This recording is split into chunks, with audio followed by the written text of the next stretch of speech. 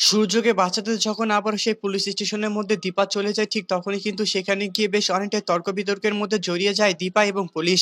তারপর যেন সেই দীপা পুলিশ অফিসারকে বলতে থাকে যে, "দেখুন, আমার স্বামী কখনো ড্রিংক করতে পারে না। আমি আমার স্বামীকে চিনি। আমার স্বামী কখনো নেশাজাতীয় দ্রব্য কখনো খায়নি।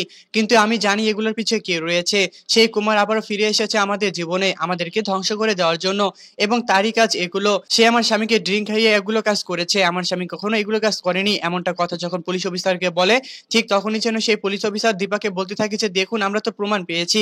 আমরা প্রমাণের উপরে আর কোনো কথা বলতে চাই না। এটা তো আর বিশ্বাসের কথা হবে না।" তারপর যেন সেখান থেকে সেই পুলিশ অফিসার বলতে থাকে যে, "সূর্য তো অনেক আগে এখান থেকে চলে গিয়েছে।" তারপর যেন দীপা এই কথা শুনে সোজা ডাক্তারবাবুর চেম্বারে চলে যায় এবং সেখানে গিয়ে সে দেখতে পারে যে সেখানে একটি চিঠি লিখে ডাক্তারবাবু সারাটা জীবনের মতো তাদের জীবন থেকে চলে গিয়েছে। এবং যাওয়ার আগে সেই চিঠিতে লেখা ছিল যে, "দীপা, আমি হয়তোবা আবারও বড় ভুল করে ফেলেছি। আমি ভেবেছিলাম এবার হয়তোবা আমাদের বিচ্ছেদ হবে না। কিন্তু দেখো, ২ দিন না যেতেই আবারও বিচ্ছেদটা হয়ে গেল। আমি কখনো কল্পনা করতে পারিনি যে আমাদের সাথে আবারও এমনটা হবে। আমি এমন জায়গায় যাবো যেখানে আমাকে এগুলা বিষয় নিয়ে কখনো চিন্তা ভাবনাও করতে হবে না এবং ডাক্তারি বিষয় নিয়ে কখনো আমাকে খারাপও লাগবে না।"